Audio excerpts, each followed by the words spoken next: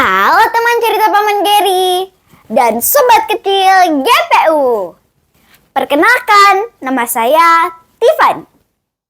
Saya akan bercerita sebuah dongeng dari buku Dongeng Klasik Dunia yang diterbitkan oleh PT Gramedia Pustaka Utama. Berisikan banyak sekali cerita-cerita dongeng dunia yang sangat menarik. Termasuk salah satunya yang akan saya ceritakan ini nih. Berjudul Gadis Kecil Bertudung Merah. Selamat mendengarkan ya teman-teman. Hiduplah seorang gadis kecil yang ramah dan baik hati. Suatu hari, sang nenek memberikannya sebuah hadiah berupa jubah berwarna merah yang memiliki sebuah tudung. Gadis kecil itu teramat senangnya. Sejak saat itu, ia selalu memakai jubah itu kemanapun ia pergi.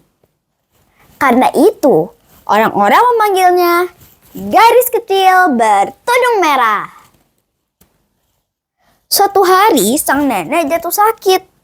Jadi, ibu meminta gadis kecil untuk mengantarkan makanan bagi sang nenek sambil berpesan, "Nak, jangan keluar jalur setapak ya, dan pergilah langsung ke rumah nenek." Si gadis kecil pun menjawab, "Baik ibu, jangan khawatir." Dan ia pun berangkat. Tidak lama berjalan, seekor serigala muncul dari pepohonan. Serigala itu pun menegurnya dan bertanya hendak kemana. Gadis kecil bertudung merah itu menjawab, "Aku akan pergi ke rumah nenek karena ia sedang sakit. Jadi aku akan memberikannya keranjang berisikan makanan ini agar ia bisa cepat pulih." Sambil menunjuk sebuah rumah di ujung jalan.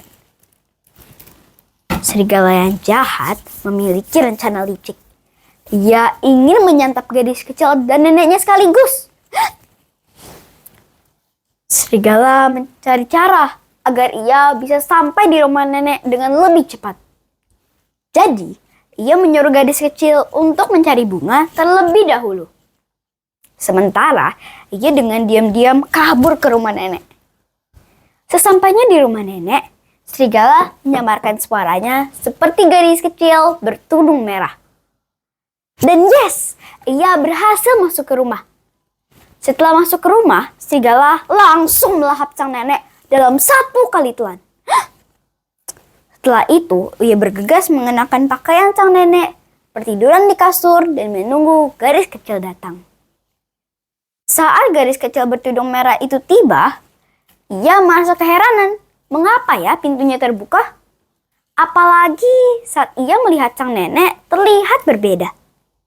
Karena penasaran, ia pun bertanya, "Nek, kenapa mata nenek terlihat sangat besar, Nek?"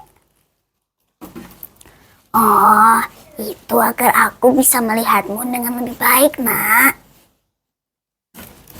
"Lalu, kenapa telinga nenek terlihat sangat besar, Nek?" "Oh, itu agar aku bisa mendengarmu dengan lebih baik, Nak." "Lalu, kenapa tangan nenek terlihat sangat besar, Nek?" "Agar aku bisa memelukmu dengan lebih erat, Nak." "Dan kenapa mulut nenek yang sangat besar, Nek? Ih, serem." "Oh, itu agar aku bisa menelanmu." Gadis kecil pun kaget bukan main. Serigala pun langsung melahap gadis kecil bertudung merah. Oh tidak, gadis kecil yang malang. Setelah kenyang, serigala itu mengantuk. Jadi ia tertidur. Tapi untungnya ada seorang pemburu yang lewat dari rumah itu. Pemburu itu mendapati serigala sedang tertidur pulas. Dan dengan sergapnya, ia mengeluarkan pisau dan seret. Lenyaplah serigala jahat itu. Dan dari perut sang serigala, keluarlah sang gadis kecil bertudung merah bersama dengan sang nenek. Ternyata sang serigala menelan mereka bulat-bulat, sehingga tidak ada yang terluka. Yeay, hore! Mereka selamat! Nah, bagaimana nih ceritanya? Seru kan? Untuk cerita-cerita seru lainnya, kalian bisa baca di buku Dongeng Klasik Dunia, seri 1, 2, 3, dan 4. Terima kasih telah mendengarkan. Dadah!